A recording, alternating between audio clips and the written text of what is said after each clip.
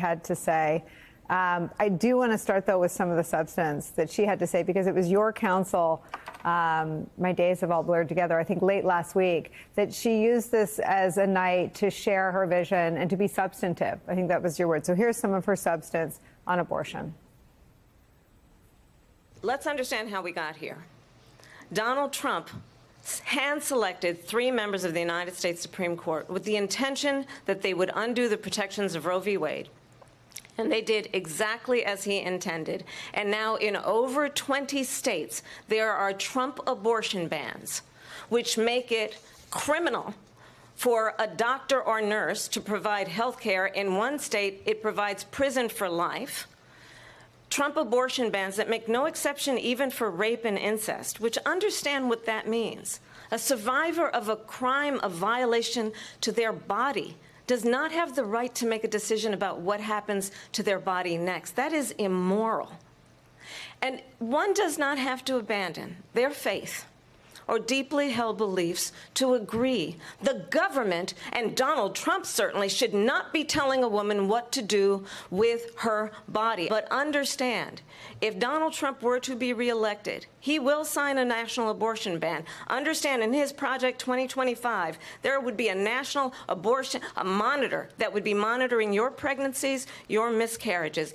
I think the American people believe that certain freedoms, in particular the freedom to make decisions about one's own body, should not be made by the government.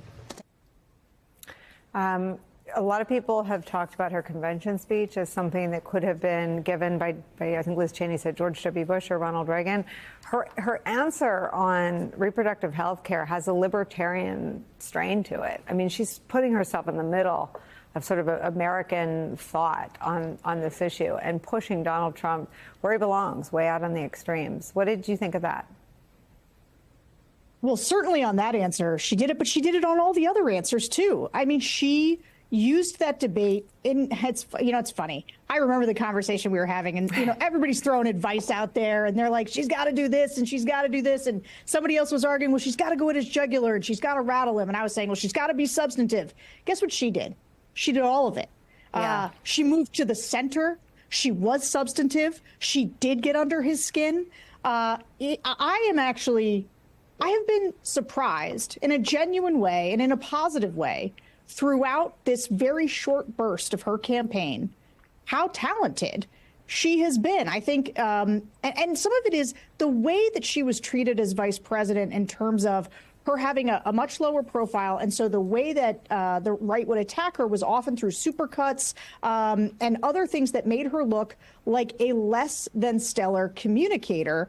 I think much of that is working to her advantage right now, because all of us, including close political observers, are genuinely impressed by how deftly she is handling this. I mean, she was laying traps that he walked into, just hook, line, and sinker with his thin skin. But also, she made sure that she had a strong command of the policy issues, that she was able to talk extensively about a wide range of things. I mean, I actually thought one of her best parts was on national security, which I probably wouldn't have anticipated. She did go on offense on immigration and put him back on his heels, despite the fact that that's the topic he wanted to talk about most. She was still able to get the best of him there. And so it was an incredibly sharp performance. And I'm going to let you play that sound, because I really do want to talk about the focus groups that we did this morning. Do we have that? Let's play Sarah's focus group. A lot of the things that, Trump was, criticizing and exploiting Joe Biden for, now he's the old man that can't keep up. I think she was the clear winner. She was more presidential.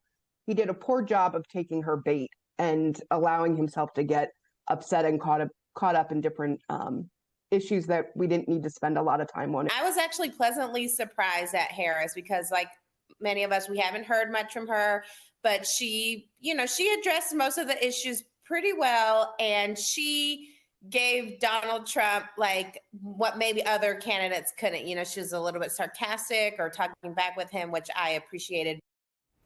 I mean, Sarah, your swing voters articulate what you just did, and it was my impression watching her as well. people created this false set of menu options for her, and she did all of the above. She was substantive. She punched back. She didn't get baited. She was non-reactive. You know, I learned that term through my meditation app on my phone, which I've done about 3 times. But she didn't react to him, and he couldn't stop reacting to her. Yeah, and look, the thing that kept coming up in the focus group was the word presidential. One of the voters that you just played said it, but we heard it at least from 4 voters, sort of unprovoked. We weren't asking, did she seem presidential? They just brought it up organically, saying that she seemed presidential. And one of the things that I really thought going into this debate was that Donald Trump was going to end up being a bit of a stand-in for how was Kamala Harris going to handle bully autocrats across the world. In fact, I had a voter in a focus group say this, and it struck me as a trenchant observation that, because you hear the way that voters often think maybe a woman couldn't do this job or why a woman would have a more difficult time is because other world leaders, where they don't respect women as much, might not respect her. And so that was a bar she needed to clear. And she absolutely did. It's resonating with the voters that last night she was the one that looked presidential, and she flipped the dynamic on Donald Trump, where he looks like the old man. He's the one who doesn't look presidential. And it was just such a home run. And I'm really interested to see because we are in such a polarized environment, if there's some movement. Because for her, right, Donald Trump is locked in. He's at his ceiling.